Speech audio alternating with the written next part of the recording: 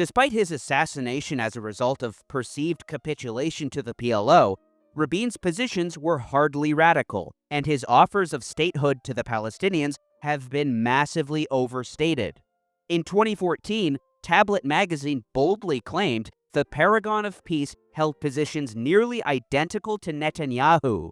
The article's author, Yair Rosenberg, provides as evidence a speech from October 1995, just a month before he was killed. Alongside the State of Israel, in most of the land of the British Mandate, would be a Palestinian entity. We would like this to be an entity which is less than a state, and which will independently run the lives of the Palestinians under its authority. The borders of the State of Israel during the permanent solution will be beyond the lines which existed before the Six-Day War. We will not return to the June 4th, 1967 lines. Amjad Iraqi as well challenges the myth of Rabin the Peacemaker in an article for the Israeli-Palestinian Plus 972 magazine. The words Palestinian state do not appear in the accords he signed, a fact that he and other Israeli officials were careful to ensure. The objective of the Oslo process was never to grant true sovereignty to the Palestinians, not in any meaningful sense of the word.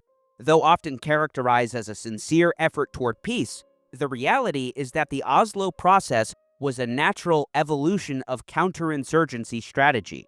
By establishing a Palestinian government and security apparatus ultimately subordinated to the Israeli military occupation, Oslo marked the Palestinization of repression.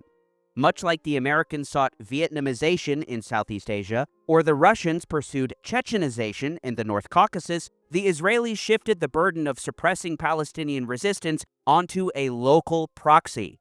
This allowed Israel to entrench its occupation while delegating day-to-day enforcement to a contingent of native collaborators, chiefly the Palestinian Authority and its security forces.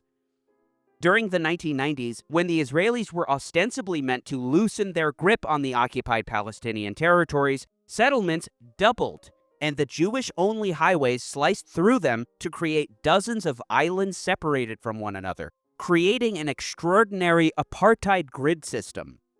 On his way to the 2000 Camp David summit, Israeli Prime Minister Ehud Barak told the Israeli Yediot Aharonot, in order to assure his constituents in Israel, separation, we here and they there, no return to the 1967 borders, Jerusalem united under our sovereignty, no foreign army west of the River Jordan, most settlers under Israeli sovereignty in the final status arrangement, Israel will not recognize any moral or legal responsibility for the Palestinian refugee problem.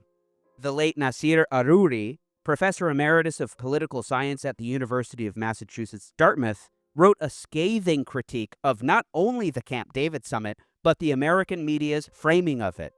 Barak's mythical, generous offer consisted of 4 enclaves bisected by illegally built colonial settlements and bypass roads for Jews only, which would have prevented the Palestinians from ever establishing a viable, independent, and contiguous state in any area between the River Jordan and the Mediterranean Sea.